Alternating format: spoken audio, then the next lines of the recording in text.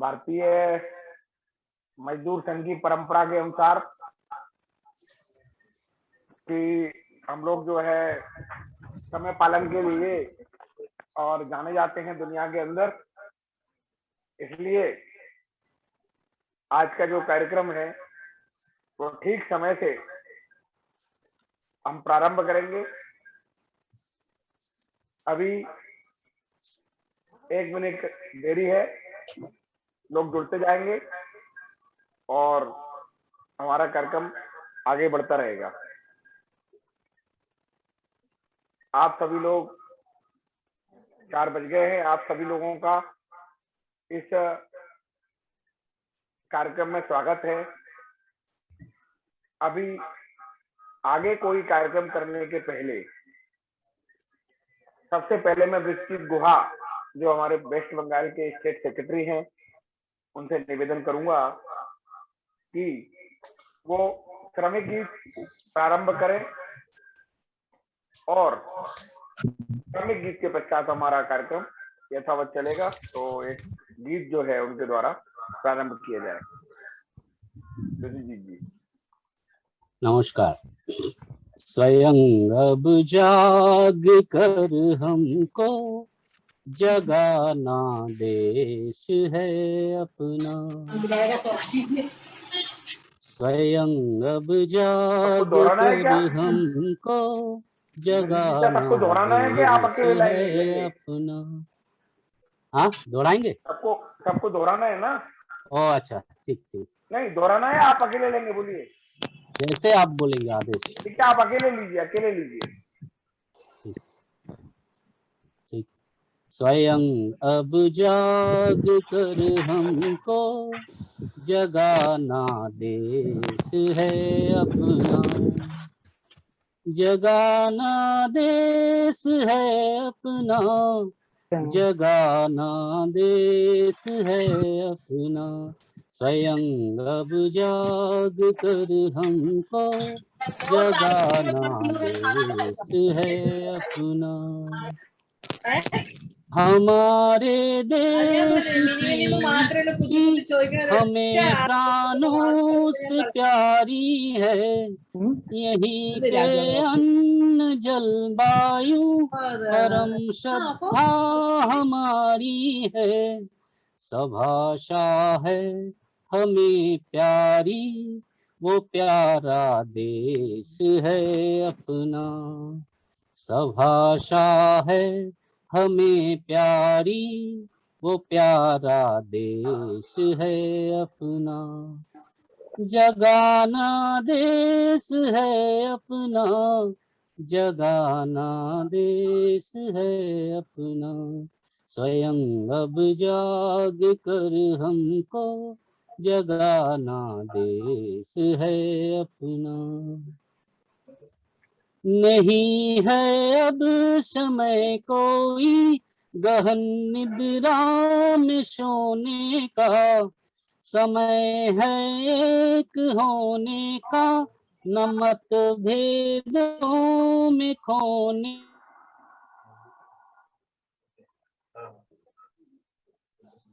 करना मेल है अपना। बड़े बल राष्ट्र का जिस वो करना मेल है अपना।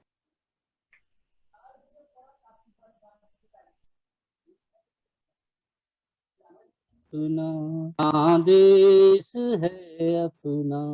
स्वयं अब जाग कर हमको जगाना देश है अपना। जतन हो संगठित हिंदू सक्रिय भाव धरने का। जगाने राष्ट्र की भक्ति उत्तम कार्य करने का। समुन्नत राष्ट्र हो भारत, यही उद्देश्य है अपना। समुन्नत राष्ट्र हो भारत, यही उद्देश्य है अपना। जगाना देश है अपना, जगाना देश है अपना, स्वयं अब जाग कर हमको जगाना देश है अपना, जगाना देश है अपना। धन्यवाद विश्वजीत जी। अभी नमस्कार। मैं आपसे अनुरोध करूंगा कि सभी लोग अपना अपना जो है स्पीकर साइलेंट कर लें। जी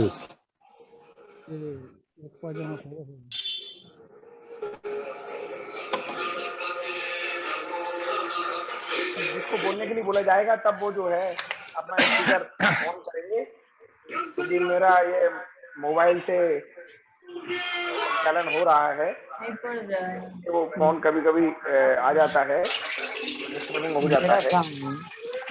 मैं प्रमुख आज के हमारे इस कार्यक्रम में उपस्थित लोग हैं उनका मैं परिचय करा देता हूं, और उस परिचय कार्यक्रम के अंतर्गत हमारे लिए बड़े सौभाग्य का विषय है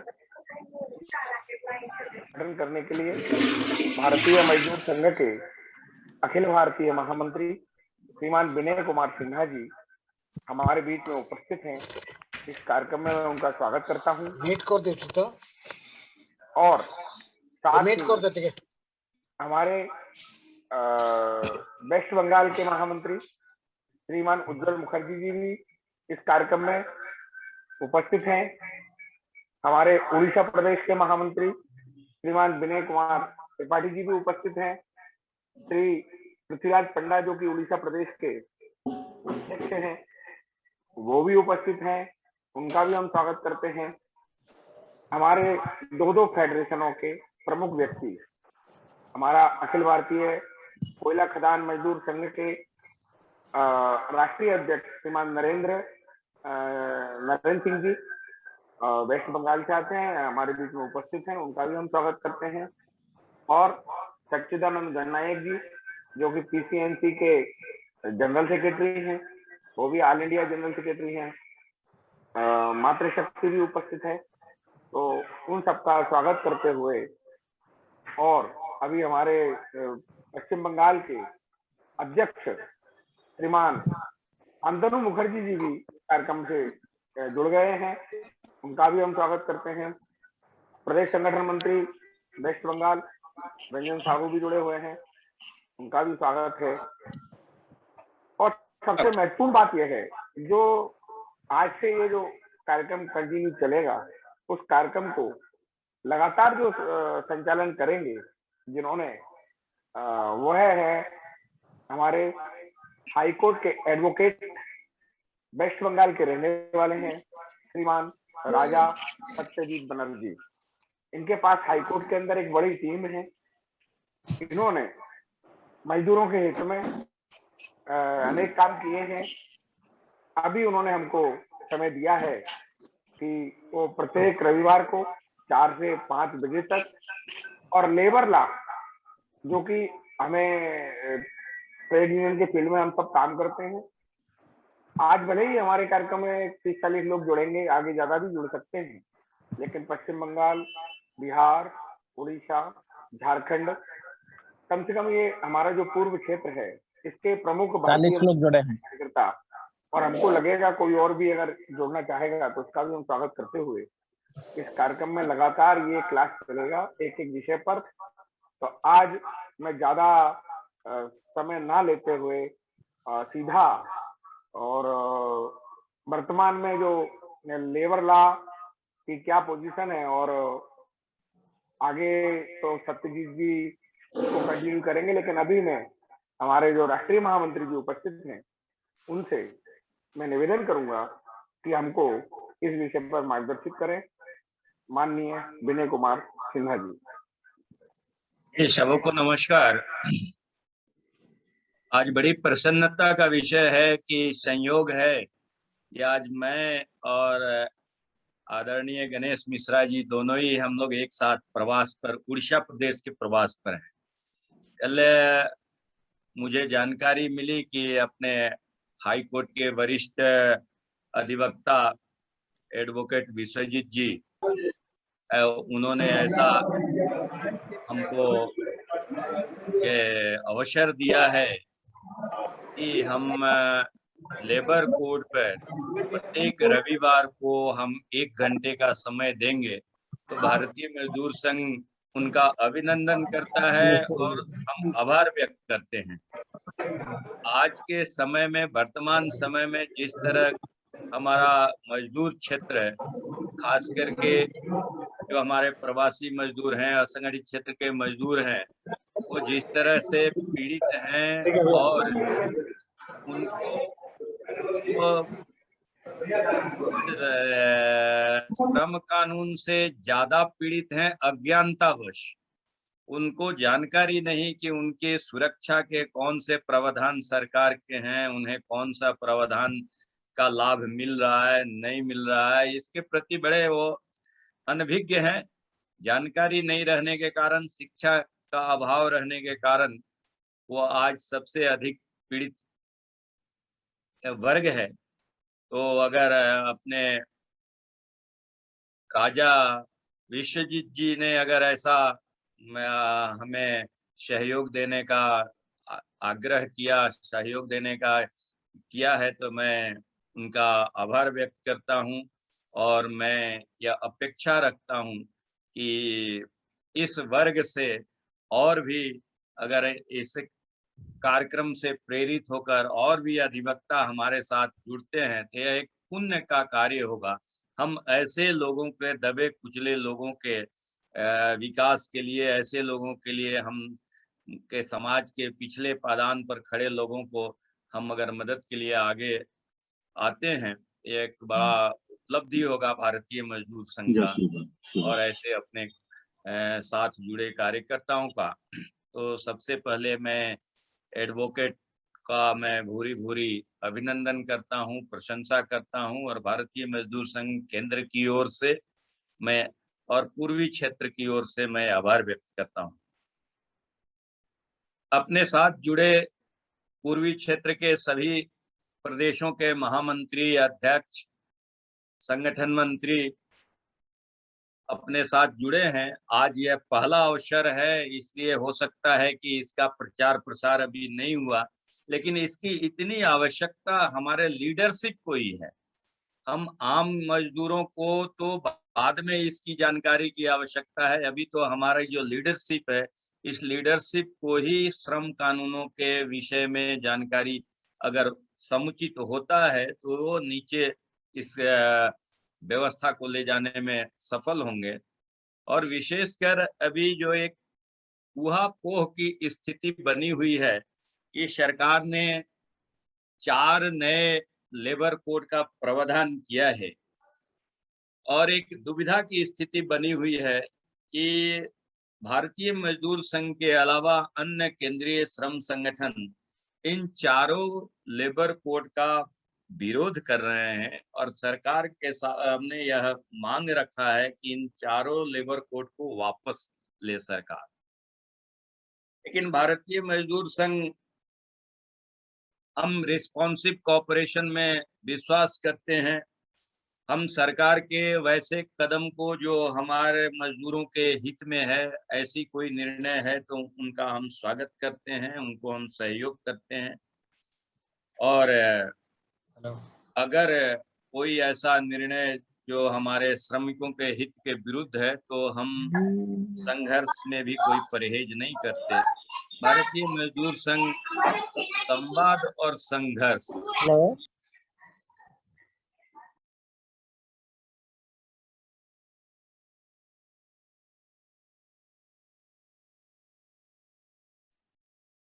सर आपका म्यूट हो गया, म्यूट हो गया सर, हम लोग सुन नहीं पा रहे हैं आपको। हाँ अभी ठीक है। कहाँ से मैं म्यूट हुआ पता नहीं सर, अभी ठीक है सर। विनय सिन्हा जी, हाँ जी जी माफ कीजिए। जी जी अब आ रही है आवाज। तो आज अभी भारतीय मजदूर संघ इस सरकार के द्वारा लाए गए 4 नए श्रम कानून के विषय में आज ऊहापोह की स्थिति श्रम क्षेत्र में उत्पन्न हुई है। बाकी श्रम संगठन का ऐसा मानना है कि यह श्रमिकों के हित में नहीं है, यह समाज के हित में नहीं है, यह राष्ट्र के हित में नहीं है, इसलिए इसे वापस होना चाहिए। तो जैसे किसानों का एक आंदोलन चल रहा है कि किसान के कानून हैं इनको वापस लिया जाए, लेकिन क्यों वापस लिया जाए, क्या उसमें खराबी है, ये बताने की स्थिति में जैसे उनका संगठन नहीं है, उसी तरह दुर्भाग्यवश अन्य श्रम संगठनों के पास भी कोई ऐसा तर्क नहीं, उचित तर्क है कि इन श्रम कानूनों को क्यों वापस करना और इसमें कौन कौन से प्रावधान श्रमिकों के पक्ष में नहीं है, कौन से प्रावधान के कारण इसको वापस होना चाहिए। एक श्रम क्षेत्र में एक ऊहापोह की स्थिति बनी हुई है। भारतीय मजदूर संघ, हम संघर्ष और संवाद दोनों में विश्वास रखते हैं और सरकार के ऐसे सभी प्रावधानों को हम स्वागत करते हैं, स्वीकार करते हैं, जो श्रमिकों के हित में हो, जो समाज के हित में हो, राष्ट्र के हित में हो, और वैसे सभी प्रावधानों का हम विरोध करते हैं। तो इन 4 श्रम कानूनों के विषय में भी भारतीय मजदूर संघ का दृष्टिकोण इसी तरह का रहा है और हम इस श्रम कानून को लाने के पहले से हम सरकार के साथ संवाद भी किए हैं और संघर्ष में भी हम रहे हैं कि ये जो पुराने कानून 44 कानून थे, इन 44 कानूनों का रिव्यू होना चाहिए, क्योंकि आपने ध्यान में होगा कि कई ऐसे कानून स्वतंत्रता के पहले से, ये कानून अंग्रेजों के समय के जो कानून चल रहे थे वही कानून आज भी चल रहा था। तो भारतीय मजदूर संघ का ये मानना है कि समय के अनुसार विधानों में भी परिवर्तन होना चाहिए, सामयिक परिस्थितियों को ध्यान में रख करके उसमें परिवर्तन होना चाहिए। इसलिए भारतीय मजदूर संघ सरकार के सामने यह लगातार मांग उठाता रहा कि ये जो पुराने श्रम कानून हैं, जो अभी के समय में इनकी उपयोगिता नहीं है, तो इसका रिव्यू होना चाहिए। और सरकार ने इन 44 कानूनों को रिव्यू के नाते या सरकार का जो भी सोच रहा हो, लेकिन सरकार ने इसे 4 कोड में समाहित करने का निर्णय लिया। इसका भारतीय मजदूर संघ ने स्वागत किया और इस 4 कोड में सभी कोडों पर भारतीय मजदूर संघ ही नहीं, अन्य श्रम संगठनों से भी विचार विमर्श किया, लेकिन बाकी श्रम संगठन इसको राजनीतिक कारण हो या उनकी समझदारी की ऐसी कारण रहा हो, इसका लगातार विरोध करते रहे। भारतीय मजदूर संघ जहां आवश्यकता पड़ी है हम विरोध भी किए हैं, और जहां ऐसा लगा कि नहीं यह सरकार का कदम उचित है, इसलिए हमने सकारात्मक सहयोग भी दिया, सकारात्मक सुझाव भी दिया। तो इस 4 का लेबर वेज कोड है और सोशल सिक्योरिटी कोड, इन 2 कोडों को भारतीय मजदूर संघ ने स्वीकार किया और स्वागत किया है, और इन 2 कोडों को यथाशीघ्र लागू करने के लिए सरकार से हमने निवेदन भी किया है, प्रस्ताव भी रखा है। लेकिन इसके साथ साथ हम 2 कोड, जो OSH कोड और IR कोड, इन 2 कोडों का हमने विरोध भी किया है, सरकार को हमने सुझाव भी दिया है। सरकार अगर सुझाव नहीं मानती है तो हम इसके लिए आंदोलन भी करेंगे।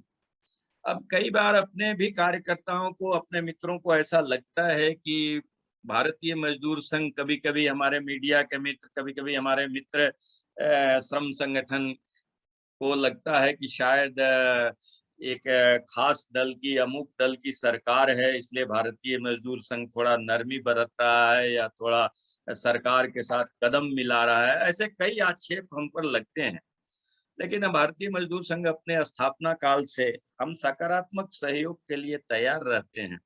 उस दृष्टि से अगर हम ये 2 कोड को देखेंगे जिसको भारतीय मजदूर संघ ने स्वागत किया है, तो और जो अपने बीच जो जानकार हैं और खास करके हमारे एडवोकेट साहब इसको स्वीकार करेंगे या इसमें कुछ कमी होगी, यद्यपि हम लोग ट्रेड यूनियन के लोग हैं, बहुत कानूनी दाव पेच से हम परिचित तो नहीं है, लेकिन मोटा मोटी जो लगता है भारतीय मजदूर संघ का कि ये वेज कोड जो है यह एक ऐतिहासिक फैसला सरकार का रहा है।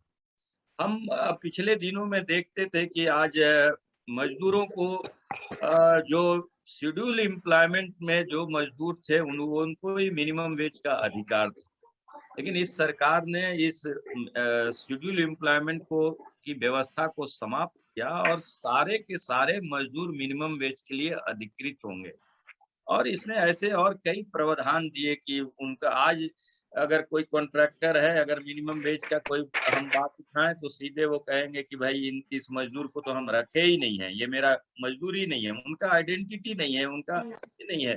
तो इसमें ऐसा प्रावधान है कि नहीं, वो कॉन्ट्रैक्टर भी उनको नियुक्ति पत्र देगा, आदि आदि इस तरह के कई ऐसे प्रावधान है जो अंतिम मजदूर है उसको भी मिनिमम वेज का अधिकार मिला। अगर मिनिमम वेज नहीं मिलता है तो वो स्वयं या वो अपनी यूनियन के माध्यम से सिविल कोर्ट में ये क्रिमिनल केस कर सकता है।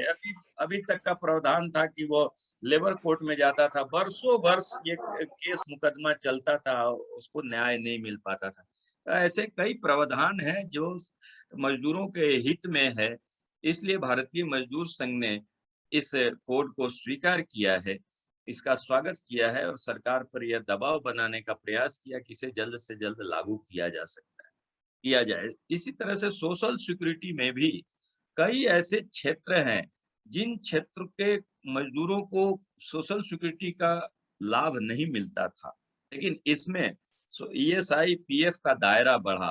पहले 540 जिलों में ही केवल ईएसआई का ये अस्पताल हुआ करते थे। इस सरकार ने इस कोड के तहत सारे के सारे देश के सभी जिला मुख्यालयों को इससे जोड़ा है।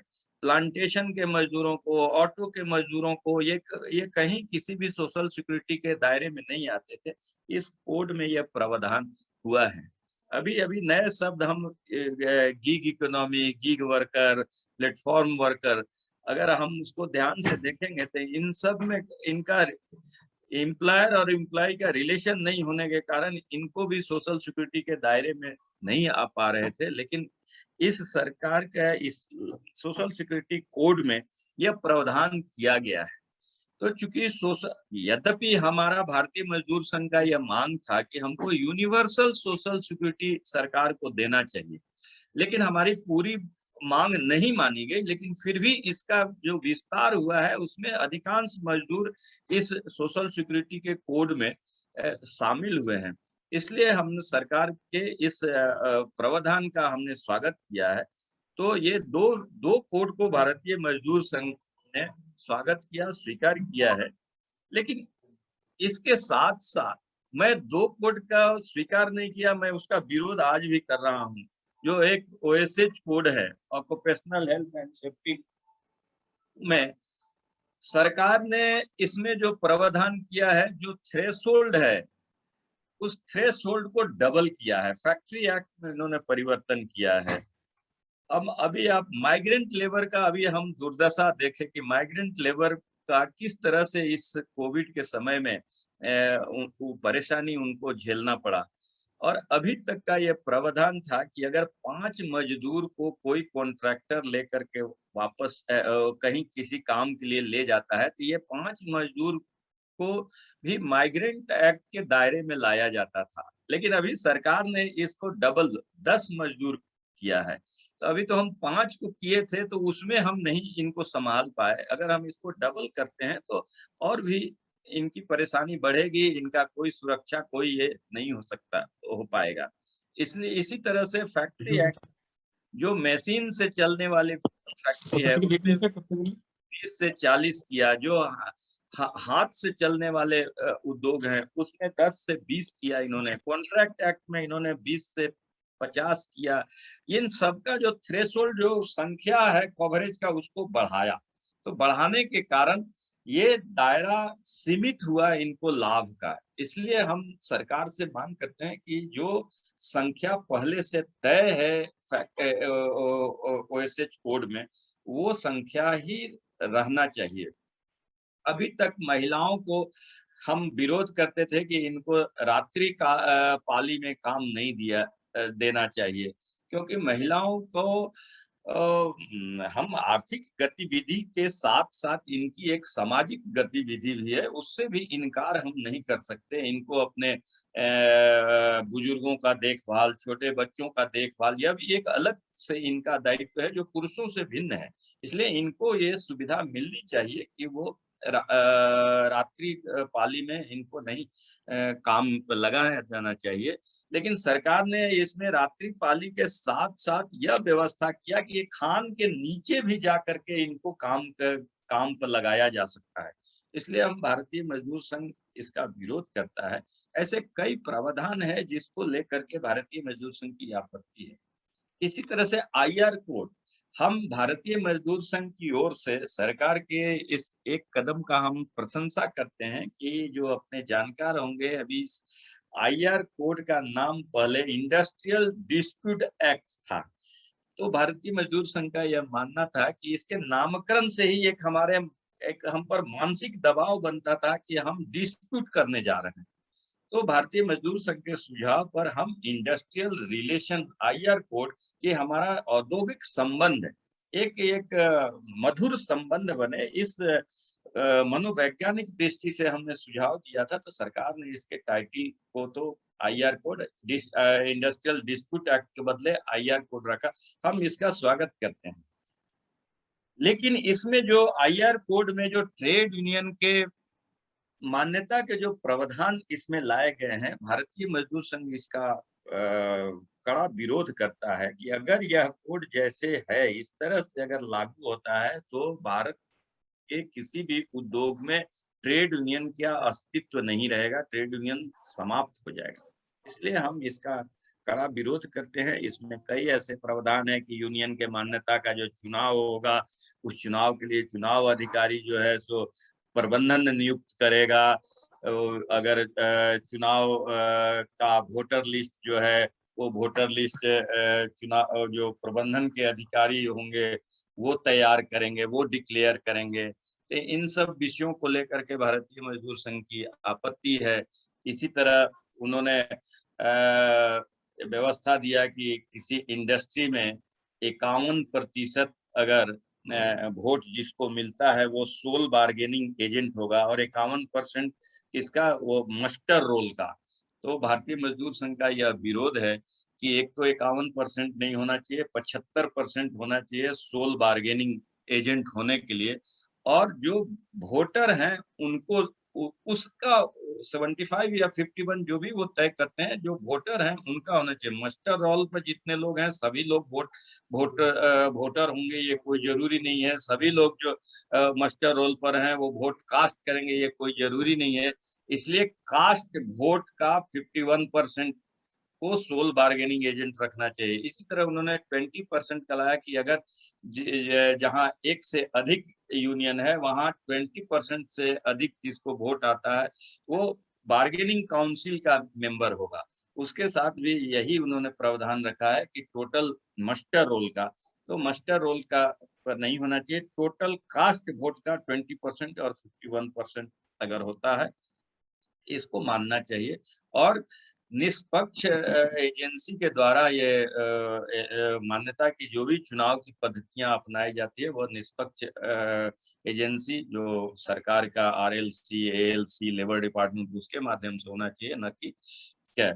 इसी तरह जो बेनिफिट्स इनको देना है उसमें भी कई तरह की व्यवस्थाएं गड़बड़ है कि 300 से ज्यादा अगर जिसका मेंबरशिप होगा और वो अगर सोल बार्गेनिंग एजेंट होगा तभी उनको ट्रेड यूनियन फैसिलिटी मिलेगा, नहीं तो नहीं मिले, दूसरे यूनियन को नहीं मिलेगा। जब हम क्वालिफाई करते हैं, जब हम मान्यता के लिए इलेक्शन में आते हैं, हम चाहे 20% लाएं, चाहे 51% लाएं, चाहे हमारी संख्या कुछ भी हो, उन सारे जब हम जीत कर आते हैं तो हमको वो सुविधाएं मिलनी चाहिए। ऐसे कई प्रावधान है। समय के मर्यादा के कारण हम लोग को अच्छा लगेगा जब वकील साहब का हम लोग ज्यादा इसको सुनेंगे। तो मोटा मोटी मैं भारतीय मजदूर संघ का इस लेबर कोड के प्रति क्या सोच है, क्या हमारा सोचने का तरीका है, ये हम आप सबों के सामने रखा। और मैं पुनः एक बार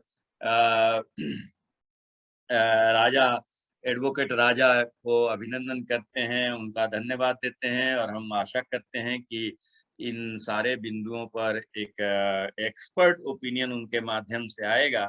तो मैं अपने वाणी को विराम कर देता हूं और इस कार्यक्रम का विधिवत उद्घाटन का घोषणा करता हूं। जय हिंद, जय भारत। धन्यवाद महामंत्री जी, आपका व्यस्ततम समय चल रहा है और मुझे पता है कि अभी भी 4 बजे तक एक मीटिंग से उठे और 5 बजे से फिर उनकी एक मीटिंग है। इसी बीच में आपने हमको समय दिया, इसके लिए हम आपके बहुत बहुत आभारी हैं। पूर्व क्षेत्र की ओर से मैं आपका आभार व्यक्त करता हूं। अभी कुछ नए लोग जुड़े हैं, उनका भी परिचय मैं करा देना चाहता हूं। हमारे अखिल भारतीय कार्यकारिणी के सदस्य रविशंकर सिंह जी, हमारे प्रदेश के कार्य अध्यक्ष हैं श्रीमान जयनाथ चौबे जी, हमारे झारखंड प्रदेश के महामंत्री श्रीमान ब्रिज बिहारी जी, ऐसे प्रमुख लोग हमारे से जुड़े हैं। और मेरा चूंकि रविशंकर जी भी अभी स्क्रीन ऑन किए हुए हैं, तो मैं आज का कार्यक्रम में हम लोग, मैं और विनय सिन्हा जी 5 बजे तक ही रहेंगे और आगामी हर रविवार को ये कंटिन्यू चलेगा।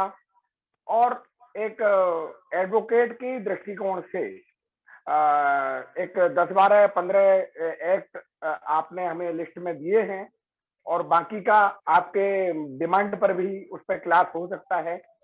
अभी जैसे अगले, आज तो केवल प्रस्तावना रहेगा वकील साहब का, आगे अगले रविवार को कौन से एक्ट पर वो व्याख्यान देंगे वो आज बता देंगे। उसी आधार पर हम लोग जो है उन्हीं का 1 घंटे चलेगा, एक 45 मिनट का क्लास होगा, 15 मिनट में हम लोगों की चर्चा होगी। आप सबके डिमांड पर समय बढ़ भी सकता है और हर बार अगर इसकी लिंक नई क्रिएट होगी तो प्रदेशों के महामंत्रियों के द्वारा उनके प्रदेशों के जो ग्रुप हैं कार्य समिति के, उस पर दे दिया जाएगा। आप सब लोग नियमित रूप से इससे जुड़ें, ऐसी मैं अपेक्षा करते हुए बिना किसी व्यवधान के हमारे जो एडवोकेट हैं हाईकोर्ट के, जिन्होंने ये समय दिया है, उनको मैं निवेदन करूंगा कि वो अपना जो है आज का उद्बोधन जो है हम सबको प्रदान करें। आदरणीय राजा सत्यजीत। नमस्कार। नमस्कार।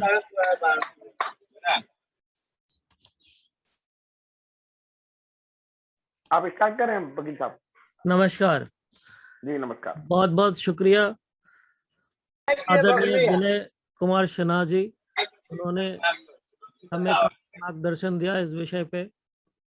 आदरणीय गणेश मिश्रा जी का अनुरोध से करने का मौका मुझे मिला, जिसके लिए मैं आदरणीय गणेश मिश्रा जी तथा सारे भारतीय मजदूर संघ के कार्यकर्ताओं का अभिनंदन करता हूं और सारे जितने जुड़े हुए पार्टिसिपेंट्स हैं उनको मेरा नमन। आज हम लोग, जैसे कि अभी आदरणीय सिन्हा जी से हमने सुना, नया कोड के ऊपर 4 चीज़ें हैं, मैं उस पर आऊँगा।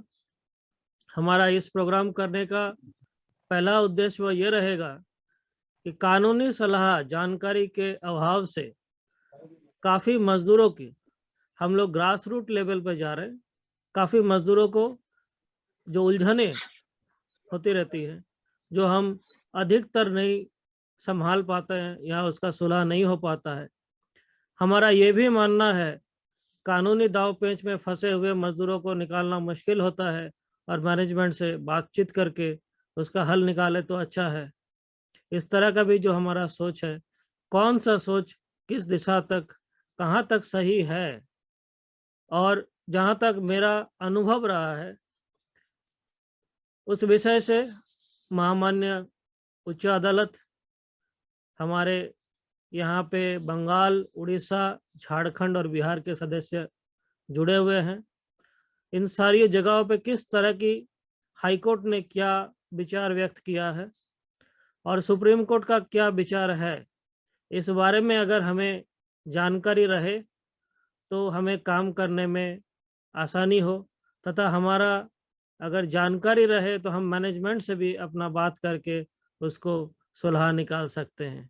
हर चीज़ में कोर्ट में जाने का ज़रूरत मेरे ख्याल से नहीं है।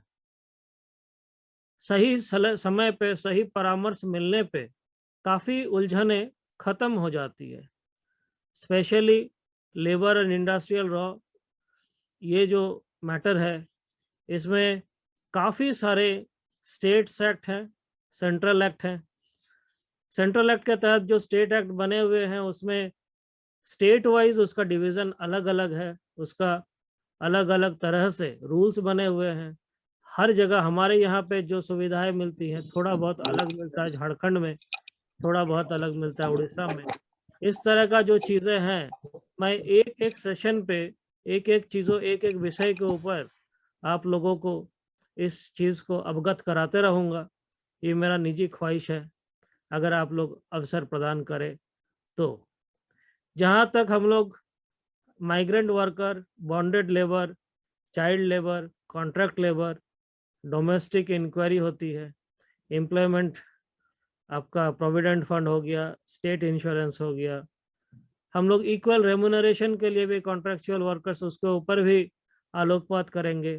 फैक्ट्रीज एक्ट के ऊपर भी हम लोग चर्चा करेंगे। इंडस्ट्रियल डिस्प्यूट्स, उसके ऊपर भी हम लोग करेंगे।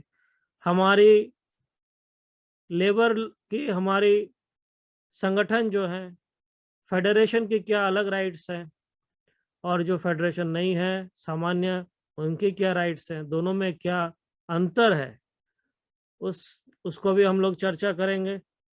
माइनिंग में अभी कहा गया कि महिलाओं को ये प्रावधान दिया गया है, माइनिंग वर्कर, इसके बारे में भी कैसे आया, लोकसभा में इसका क्या है, किन्होंने, कितना रिजेक्शन आया, कितना एक्सेप्टेंस आया, इस विषय पे भी हम लोग चर्चा करेंगे। और बीएमएस की क्या नीति है, इसका पूरा हम लोग चर्चा करेंगे। हम लोग अवगत हुए नया वेज कोड। मैं आपको आज सिर्फ क्या क्या हम अगले चरण पे करने जा रहे हैं इस विषय पे आलोकपात करेंगे। हमारे पास, जैसे कि हमें पता है, 4 कोड हैं। 4 कोड में जो हमारा वेज कोड है, उसके तहत हमारे पास पुराने code payment of wage act 1936, minimum wage act 1948, payment of bonus act 1965 और इक्वल रेम्यूनरेशन एक्ट 1976, इसके सुधार के लिए प्रस्ताव किया गया है। इसके तहत ड्राफ्ट रूल भी बने हैं, वो भी अभी पास होने में, मतलब सारे सुझाव अभी सरकार ले रही है और उसके ऊपर चर्चा करने के बाद उसको लिया जाएगा। अभी हमारे पास दूसरे कोड है इंडस्ट्रियल रिलेशन कोड। उसमें हम लोग सब जानते हैं ट्रेड यूनियन एक्ट है। ट्रेड यूनियन एक्ट में अभी हमने सुना ट्रेड यूनियन एक्ट किस तरह की क्या सुधारे उसमें प्रस्तावित है, जो हमें सही नहीं लगा और भारतीय मजदूर संघ ने उसका कड़ा विरोध भी जताया है, जो मेरे हिसाब से, मेरे अपने दृष्टिकोण से भी सही है। इसके अलावा उसमें industrial employment standing orders act भी है 1946 के, इंडस्ट्रियल डिस्प्यूट एक्ट 1947 ये भी है। ये सारे इंडस्ट्रियल रिलेशन कोड के अंदर आते हैं और इसके रूल्स और रेगुलेशंस बहुत सारे हैं। बंगाल और स्पेशली उड़ीसा में इसका काफ़ी अंतर है। क्रैशर के जो संगठित मजदूरें हैं, बंगाल में उनको अलग सुविधाएं प्रदान होती है, उड़ीसा में अलग होती हैं। उनके हेल्थ के ऊपर असर होता है। माइनिंग के लिए सेक्टर पे जब हम लोग जाते हैं, उसके हेल्थ के ऊपर असर होती है। मीथेन गैसें निकलती हैं, कोयले की खुदान से जो मीथेन गैसें निकलती है, बंगाल में आसनसोल साइड में होती है, बिहार में, झारखंड में अंडर माइनिंग भी है, ओपन कास्ट भी है। उड़ीसा की माइनिंग्स जो हैं उसमें बॉक्साइट का जो प्रॉब्लम है, उसमें स्किन की डिजीज़ें हो जाती है। ये सारे प्रावधान, इनके लिए सुविधा भी दी गई है, लेकिन हमारे पास जानकारी नहीं है, ना हम इसका प्रयोग कर पाते हैं, ना हम इसका सुविधा उठा पाते हैं। इस तरह की चीज़ों के ऊपर हम लोग बहुत ही स्वल्प भाषा में छोटे से छोटा करके इसको समझेंगे। एक एक कोड तो 1,000 2,000 पन्ने के बने हुए हैं, लेकिन हम लोग जितना सरल करके इसको समझ सकते हैं, आम मजदूर जिसको समझ पाए, सुन पाए, ऐसा हम लोग इसको करने का प्रयास करेंगे। सोशल सिक्योरिटी कोड के लिए प्रस्तावना की गई है जिसके आधार पे हमारे प्रोविडेंट फंड और मिसलेनियस प्रोविजन एक्ट 1952 आ जाते हैं। एम्प्लॉय स्टेट इंश्योरेंस एक्ट 1948 आ जाता है। इंश्योरेंस में आपने देखा केंद्र सरकार की बहुत सारे सुविधाएं उपलब्ध हैं, राज्य सरकारों ने अपने अपने स्तर पर भी थोड़ा बहुत, लेकिन स्टेट इंश्योरेंस एक्ट का अलग ही महत्व है, इसका अलग संगठन बना हुआ है, इसका अलग सुविधाएं मिलती हैं जो हमारे सारे मजदूर भाइयों को मिलना चाहिए। इस पे भी हम लोग चर्चा करेंगे, किस किस जगह पे डिस्प्यूट होती है, किस किस जगह पे नहीं मिल पाती है, कहाँ पे आपको ट्रांसफर चाहिए होता है, बड़े अस्पतालों में कैसे जाएं, बहुत सारी जो प्रैक्टिकल फील्ड्स हैं उस पर भी हम लोग चर्चा करेंगे। इसके अलावा employment exchange compulsory notification of vacancies act है, और मेटरनिटी बेनिफिट्स जो 1961 की बनी हुई थी उसके ऊपर भी सोशल सिक्योरिटी कोड में काफ़ी सुधार के प्रस्तावित किए गए हैं। पेमेंट्स एंड ग्रेचुइटी एक्ट आता है, सीनियर वर्कर्स एक्ट आता है, building and other construction, workers welfare जो है वो आता है इसके अंदर में। ये बहुत ही इम्पोर्टेंट है मेरे ख्याल से, क्योंकि इसमें कई मजदूर ऐसे हैं जिनके ऊपर से गिरने के कारण से मौत हो जाती है, कईयों को मिलती है, कई नीचे खुदाई करते हुए चले जाते हैं, पाइलिंग की काम होती है और उसमें किसी के अंग कट जाते हैं और उनका सही ढंग से यूनियन तथा सही ढंग से नामांकित न होने के कारण से उन्हें अक्सर देखा गया है कि उनको सुविधाएं नहीं प्राप्त हो पाती है। इसमें केंद्र सरकार की कंपनसेशन है, राज्य सरकार की कंपनसेशन है, कंपनी को भी जो मालिक है उनको भी देना होता है। तो ये सारी चीज़ों पे हम लोग एक एक करके चर्चा करेंगे। इसके अलावा unorganised worker social security act है, इसका बहुत ही कम प्रचलन है, इसको भी हम लोग जितना हो सके इसके बारे में समझेंगे और अनऑर्गेनाइज्ड वर्कर्स की सेक्शन पे हमारी समझ को बढ़ाएंगे और उसमें भी हमें भारतीय मजदूर संघ की जो प्रचार और स्थापना उसमें भी हम लोगों को और बढ़ाना होगा। इसके अलावा सोशल सिक्योरिटी हम लोग समझेंगे, social security rules. Social security rules में हमारे पास फैक्ट्रीज एक्ट आ जाते हैं, माइनिंग्स एक्ट आ जाते हैं, डॉक वर्कर्स एक्ट आ जाते हैं, building and other construction workers, इसमें regulation of employment and condition of service आ जाते हैं। कंडीशन ऑफ सर्विस एक ऐसा मुद्दा है जिसके ऊपर बहुत बहस हो सकती है, जिसके ऊपर स्टेट वाइज हाई कोर्ट्स के अलग अलग विचार हैं और जब ये केस होते हुए सुप्रीम कोर्ट एकाध तो जैसे पहुंचती है उस समय सुप्रीम कोर्ट जब डिसीजन ले पाते हैं तो ये यूनिवर्सल होते हैं, नहीं तो ये ऐसे ही रह जाते हैं। इसलिए मेरा कहने का मतलब उद्देश्य ये है, झारखंड में अगर कोई सुविधा हमें मिल रही है, मैं पर्टिकुलर करके केस लॉ देते हुए आपको ये सारी चीज़ें बताऊंगा, तब आपको और बेहतरीन समझ में आएगा कि वहाँ पे एक सुविधा मिल रही है क्योंकि हमारे यहाँ पे वैसे यहाँ पे मिल रही है, यह उड़ीसा में नहीं मिल रही है। इसका क्या उपाय है? इसका उपाय है हमारे पास। उस हाई कोर्ट में अगर हम लोग रिट पिटिशन करके ये सुविधा की मांग करें, एक पब्लिक इंटरेस्ट लिटिगेशन इसे कहा जाता है, इस तरह से हम लोग ये मांग करें तो ये मांगे हमारी पूरी हो सकती है। जो हमें बहुत सारी चीज़ों पे हमारी मांग सही है और ये चीज़ हमारा फंडामेंटल राइट है, कॉन्स्टिट्यूशनल राइट है, लीगल राइट है, और ये सारे सिर्फ हमारे पास जानकारी के अभाव से हमारे संगठन है वो हमें इस पहल नहीं कर पा रहे। इसमें मैं तथा होते हुए और आप लोग इसको समझते हुए आगे की दिशा निर्देश को संभालेंगे। इसके अलावा contract labour regulation and abolition act के बारे में कहा गया है, इंटर स्टेट माइग्रेंट वर्कर्स के बारे में कहा गया है। इंटर स्टेट माइग्रेंट वर्कर अभी हम लोग जो 4 स्टेट के बारे में बात कर रहे हैं, बिहार हो गया, झारखंड हो गया, बंगाल हो गया, उड़ीसा, ये हम लोग जुड़े हुए हैं प्रदेश। बहुत सारे मजदूर बिहार से आते हैं, बंगाल से भी दूसरे जगह पे जाते हैं, उड़ीसा से भी आते हैं। इनका स्टेट का कंडीशन जो है, कंडीशन को चेंज होते हुए इनके पास सही कागज नहीं रहने के वजह से इनको काफ़ी दिक्कतें आती हैं। ये सारी चीज़ों को हम लोग छोटे छोटे टुकड़े में बांटते हुए अगर समझ पाएँ इस चीज़ को और नीचे के लेवल से, ग्रास रूट लेवल से अगर हम लोग इसको कर पाएँ तो ये कोर्ट में जाने का कोई दरकार नहीं है, हम लोग खुद ही बहुत सारी चीज़ें समझ सकते हैं और इसको सुलझा भी सकते हैं। मेरा इस प्रोग्राम में आप लोगों को समझाने का ये उद्देश्य रहेगा, कोर्ट में नहीं जाते हुए क्या क्या काम हम लोग अपने तौर पे कानूनी सलाह और कानूनी मदद देते हुए अपने तौर पे कर सकते हैं। इसमें काफी आप लोगों को भी सुविधा भी हो, पैसे की भी बचत हो। इसके अलावा हमारे पास working journalist and other newspaper employees का condition of service and miscellaneous provision act है। ये आज तो कोई भाई नहीं दिखे हैं जर्नलिस्ट विभाग से यहाँ पे जुड़े हुए, हमारे संगठन उसमें भी काफी काम कर सकते हैं और उन बहुत सारे राइट्स स्पेशली मैं वेस्ट कहूँगा सप्रेस्ड है। इनका रूल्स और रेगुलेशन में बहुत सारे डिमांड्स है वो सप्रेस्ड है। उनको यहाँ के अधिकारी उनको समझे और उसको डिमांड को उनका वो जो असुविधाएं हैं उनको दूर करने में मदद करें।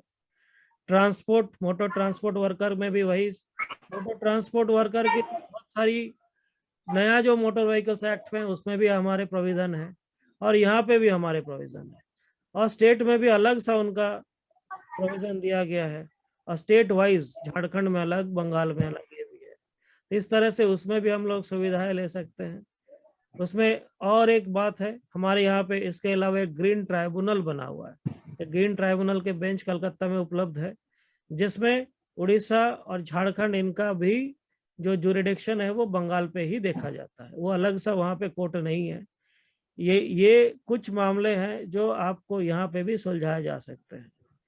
आपकी कंडीशंस वहाँ पे खराब है, ऐसा हमें बिहार में कुछ मिलेगा जहाँ पे एक गाड़ी की इंश्योरेंस तक नहीं है, जहाँ पे हमारे मजदूर रजिस्टर्ड ट्रेड यूनियन काम कर रहे हैं।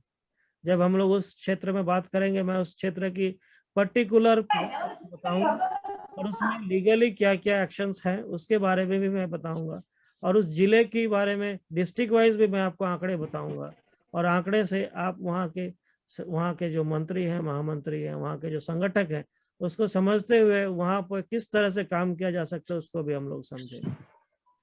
Sales promotion of employees condition of service उसमें भी हम लोग समझेंगे। Senior workers and cinema theatre workers का एक रेगुलेशन है, रेगुलेशन ऑफ एम्प्लॉयमेंट एक्ट है। ये सारे चीज occupational safety health and working condition code के तहत इनको लाया गया है, जिसमें से कुछ चीजों में बीएमएस ने विरोध जताया है और बीएमएस के विरोध में बहुत माइन्यूटली उसको पढ़ा हूँ और उसमें सारी चीजें जितने हाँ ये कोई एक पॉलिटिकल संगठन के लिए नहीं बल्कि ये सारे समूहित समाज के उन्नति के लिए कहा गया है और ये मेरे व्यक्तिगत विचार से सही है और इसको हम लोगों को इसके विरोध प्रतिरोध करना चाहिए। अभी आज के लिए हम लोग कोई स्पेसिफिक विषय में बात नहीं कर रहे हैं, लेकिन पहला हम लोग अगले नेक्स्ट दिन अगला जो हमारा हर हफ्ता प्रोग्राम होगा 4 बजे पहला पकड़ेंगे ट्रेड यूनियन के बारे में, इसमें हमें कैसे रजिस्ट्रेशन करना है, क्या क्या असुविधाएं होती हैं, उसमें खर्चे कितने हैं, क्या हमें कागज की जरूरत पड़ती है, हम लोग कैसे काम कर सकते हैं, क्या हमारे पास असुविधाएं हैं, ये सारे समझेंगे और उसके ऊपर हम लोग चर्चा। किसी को भी कोई स्पेसिफिक क्वेश्चन वो अपना क्वेश्चन को उसमें अपना प्रश्न को अपना लिखकर तैयार रखें ताकि हम लोग उस सेशन में आपका वो उत्तर प्रदान कर सकें। और हर हफ्ते मैं अगला हफ्ता का पॉइंट बता दिया करूँगा, उसमें भी आप लोग उसको अपने में प्रिपेयर कर ले। जितने तरह की आपको समस्याएं दिखती है उस समस्याओं के बारे में अपना प्रश्न को तैयार रखें ताकि मैं उसका जहाँ तक हो सके उत्तर दे सकूं। इसके अलावा अगर ऐसा कोई बहुत ही महत्वपूर्ण सुझाव आपके पास है तो कृपया हमें प्रदान करें, हम उसके ऊपर भी चर्चा करेंगे। बहुत सारी कठिनाइयाँ, अगर कोई ऐसा कठिनाइयाँ आपको समझ में आता है इस विषय पे आपको चर्चा की आवश्यकता है तो भी हमें अवगत कराएं, हम लोग उस विषय पे भी चर्चा करें। इसके साथ ही मैं आप सभी के धन्यवाद देते हुए मैं गणेश जी को निवेदन करूंगा कि आगे का प्रोग्राम को संचालन करें। नमस्कार।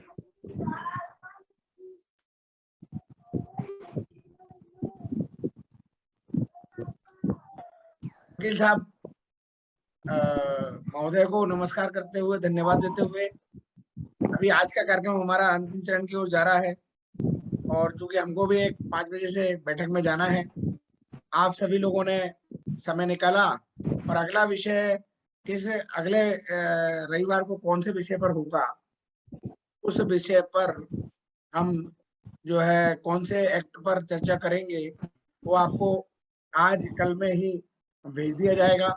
इससे हम चाहें तो हम भी अध्ययन करके उस पर आ सकते हैं। और कार्यक्रम की समाप्ति के लिए मैं हमारे वेस्ट बंगाल के अध्यक्ष हैं शांतनु मुखर्जी, जिनके माध्यम से ही ये वकील साहब हमसे जुड़े हैं, उनसे निवेदन करूंगा कि वो आभार प्रकट करते हुए कार्यक्रम समाप्ति की घोषणा करें।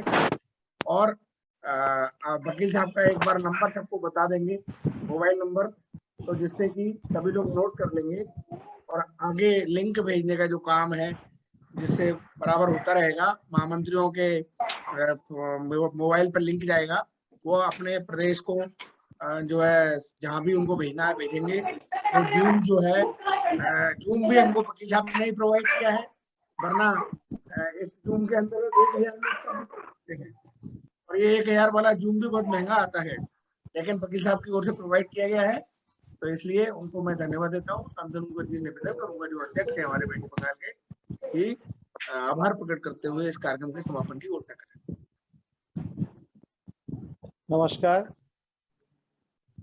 सबसे बड़ा संवाद है आज के राष्ट्रीय महामंत्री जी को हम लोग सब मिला है, तो ये जो कार्यक्रम हमको बनाया ये आज पूरा सक्सेसफुल हुआ।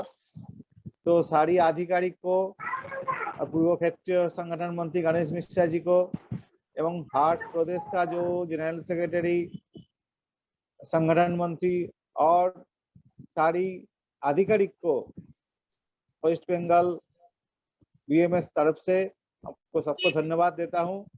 और एक कार्यक्रम समाप्त करने के लिए सबके साथ निवेदन करता हूं। आज का यह समाप्त होता है। नमस्कार, धन्यवाद।